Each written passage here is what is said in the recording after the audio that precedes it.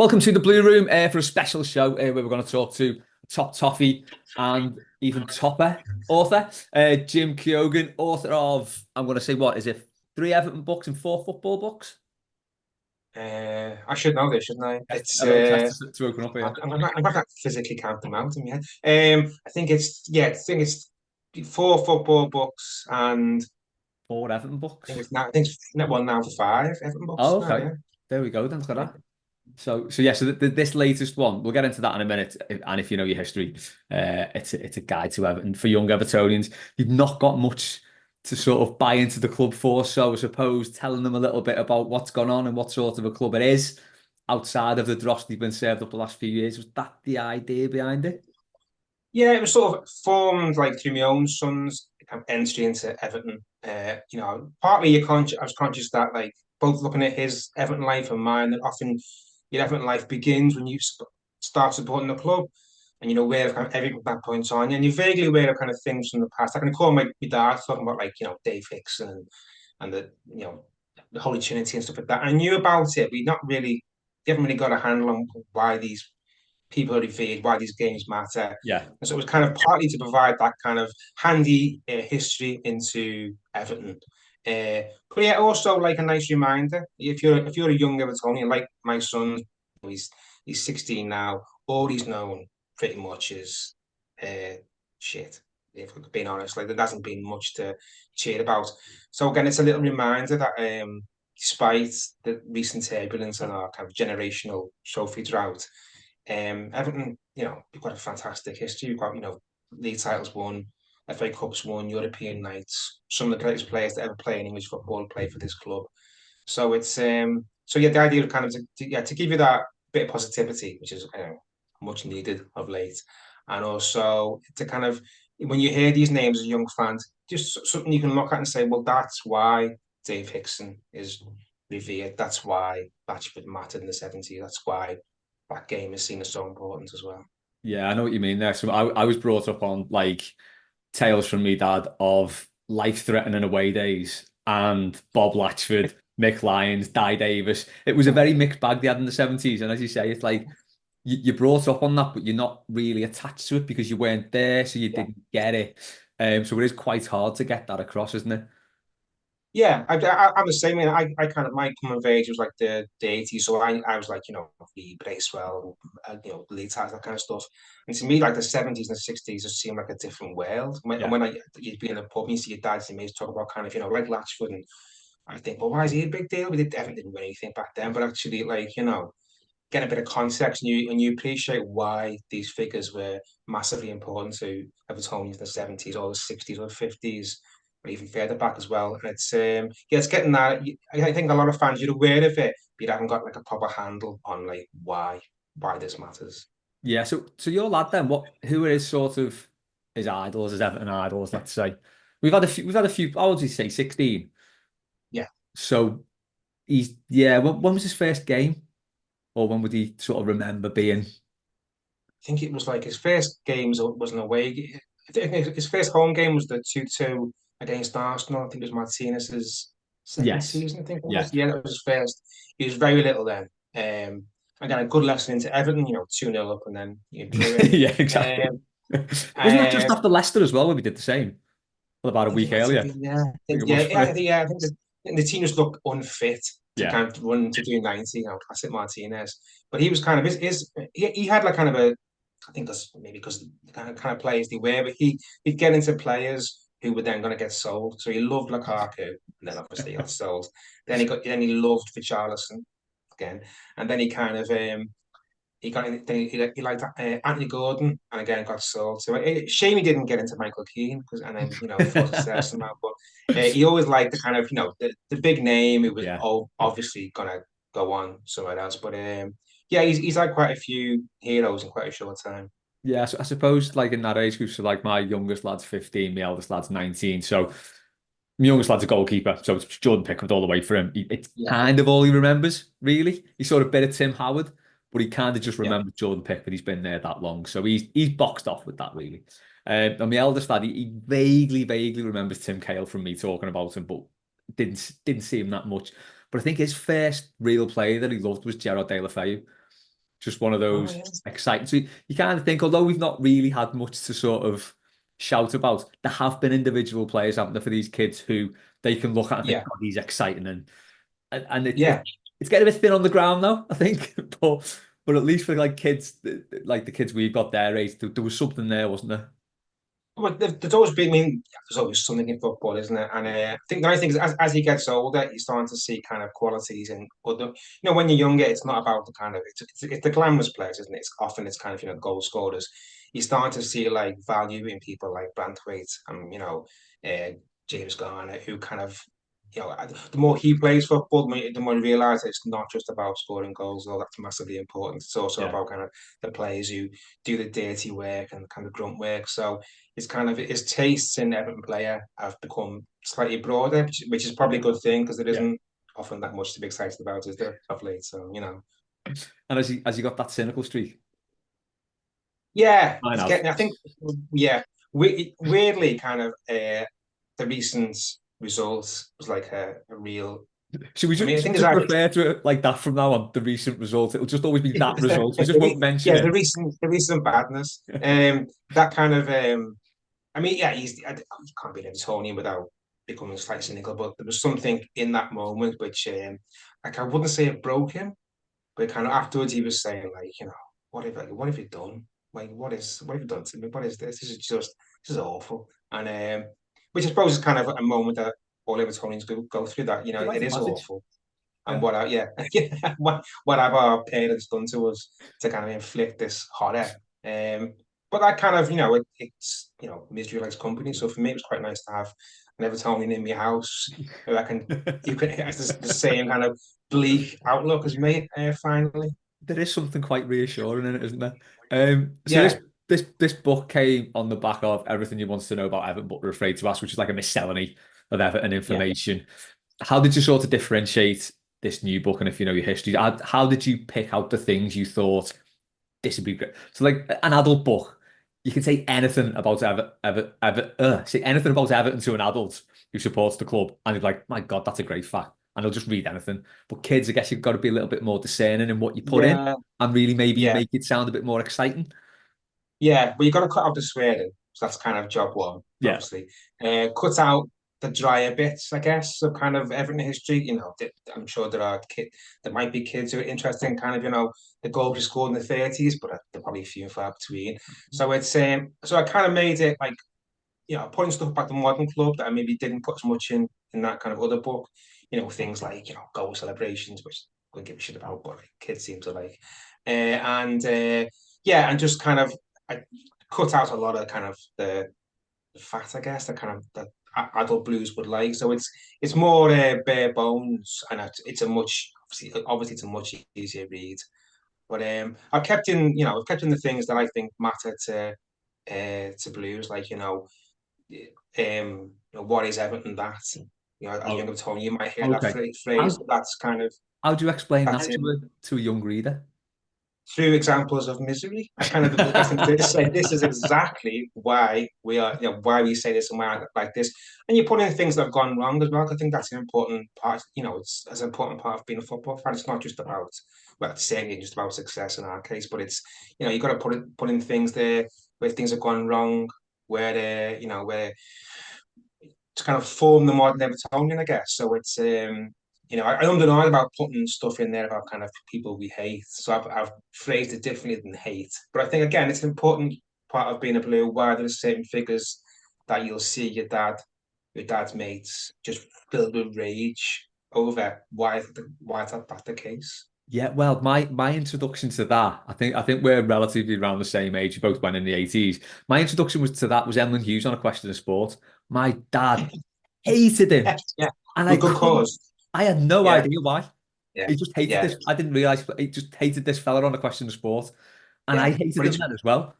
it's weird because I was the same with my mum. She despised him. I never saw that level of hate in my house. So it kind of rose from nowhere. And you're thinking, Jesus, this is like you seeing your mum kind of filled with venom and rage over just a man on the telly.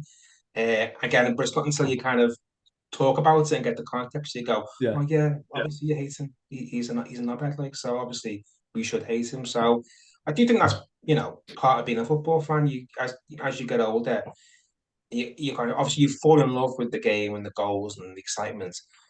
You can't deny that part of it. It No, is written into kind of fandom that it's the figures, the referees, the players who collectively um, we despise. it's a pantomime, really, isn't it? Basically. Yeah. Well, you boo. I mean, Yeah. how many public forums do you boo? It's pantomime and the match, and that's it. So it's weird. Yeah, it is, but yeah, that's what it's all about. Like, what I was gonna say, I had a thought in my head then about where I was gonna go with it. I can't remember. I'll come back to that. There was definitely another thought about. Oh yeah, that was it. Did you go into like timeline facts? So, because things I always like I found fascinating even as a kid. I did like a project on Everton. When I was about 9, I think, in school. You know, where you do like the big project in the folder and you bind it and stuff. Yeah. And like I always loved the facts like about I think we were the first with goal nets, the change of the corner rule. Did you put things like Yeah. that in? Or Yeah, and I put kind of things that kind of was things that we did first. yeah, So it's kind of it's some of them are try like, but it's you've got to boast where you can. So things like what be the first club to amass a set number of points and the first lots of things like that. So there are timeline things in there as well. Yeah. and the first number nine's a big one as well, isn't it? Yeah, all that kind of stuff. First team to wear numbers in a cup final, or Everton. Again, it ties into the fact that Everton kind of were, not only were we a big club, we were innovators. It's hard Yeah. to you forget that now because we seem to be kind of a byword for just how not to run a football club essentially, and if there's a mistake to be made, Everton will make it. But obviously, kind of for most of our history, we were kind of forward thinking. It's only maybe the last 30 years maybe Yeah. most recent kind of Ken Knight got involved with the club that we've just been mediocre and Just backward looking and yeah. can't do anything right It at probably all. was, wasn't it? Yeah, that was probably what it was. So like we were woefully underprepared for the Premier League, despite Philip Carter being a driving force behind the Premier League. So it's probably Yeah, about then where you think, yeah, that's something very really wasn't Everton. right there. It's very Everton to kind of force through change and then have no preparation for it at all. Which is I think from that point on, and it's everything, isn't it? You look around like it's even like ticketing when you go into a game. Will your ticket work? Are you gonna get it? You go to other ground and it's seamless. You go to Everton, it's just like it's like someone's running a jumper style. It's just all over the place at times. Yeah, it has. Yeah, it feels like it's been like that forever for us as well, doesn't it? That's exactly. Just looking at the book then, there's a lot of nice illustrations on the front. Who did the illustrations? And is it like a well illustrated book throughout? Has it got those So illustrations it's in? only the fun. It's done by my brother-in-law, and he's done that book, me previous book. I did Oh, did you do Everton number 9. Afraid to Ask as well? Yeah, he did that. He That's a did that. very Covered different that. style. Very good. Yeah, I know Nice. he's amazing. And he doesn't mind being paid in sweets, so he's so even Oh, better. perfect. And he did Everton number 9. He did like 9 drawings of like Ferguson, Okay, Hickson, yeah. Dean, that kind of stuff. And he's amazingly talented. He's one of those times where you really hope people do judge the book by its cover because the Yeah. covers they're really good.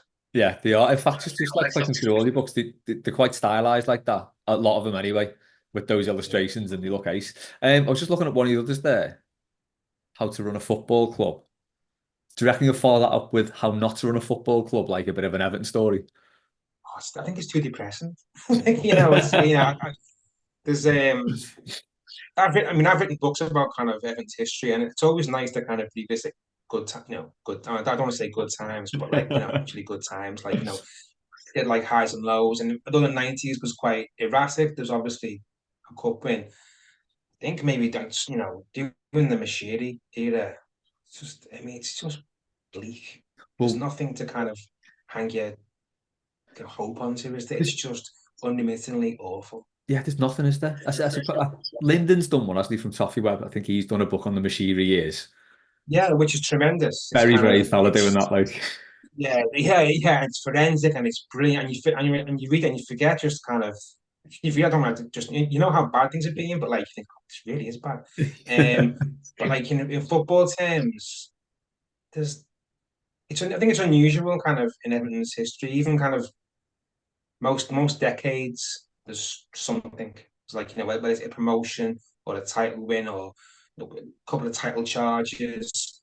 There's something to kind of there's something there. Yeah. And you look back on like the last 10 years, and there's just nothing Well, at all. I think hadn't we won something every decade until the 2000s? Yeah, I It's think just even like in the 50s, the second division title, maybe. I think we yeah, won something every yeah. single decade. And even in kind of decades where you might have only won one thing, you might have got to a final, or you might have been in the running for the title, and there was something there to be kind of excited by. Um, yeah, and I think kind of since say the last 10 years, but really since the 2000s onwards, I know there was one cup final, but actually, like you're talking about maybe, trying to get to seventh or fighting relegation, and all our kind of big moments, certainly in the last 10 years, our big moments become moments of relief, not Yeah. not reaching something tangible where you think, oh, we could win a cup here, or obviously we can't win the league, but there's other things in football, and yeah, it's just yeah, it is kind of being absolutely fucking awful. Yeah. But I'd like to bring that back round to the book, really. When you think about it, like as a kid now, there's not really much incentive to support Everton, is there? I think even if you're a kid now and you're not going the game, it's much harder to go the game now. So there's not even that, or there won't be that for a lot of kids whereby they can actually go because tickets are really hard to come by. Yeah, And that's probably going to stay the same. And it's like, yeah, well, what are the incentives then? And it's sort of like, there's so many other things they can do. I mean, we say, like we were just talking before about the international break, it's a nice weekend off. And you kind of think, well, if there's no incentive there anyway, and you're not bought into it, well, you could just have every weekend a nice weekend off, or it just becomes a TV sport or something like that. So I think stuff like this, it is important to try and like just like bring kids into it and say, it's not such a bad thing. It's not always been bad. It won't always be bad. It'll be fine again no, sometime. yeah. Well, I think we are definitely a tough sell. I've noticed that kind of with my own son. I keep saying to him like, we'll just get into the new ground and just hang on. Things, it won't be brilliant, but it'll get better. And just, historically, clubs go through lean periods, good periods. With Everton, at some point it'll turn around. But I think if he was like maybe if he was, I don't know, a few years younger, with this version of Everton, could I have made him an Evertonian with just this? And it's tough when you're Yeah, surrounded by, like, I live down south, so he could have been an Arsenal fan, could have been a Brighton fan, could have been a Chelsea fan.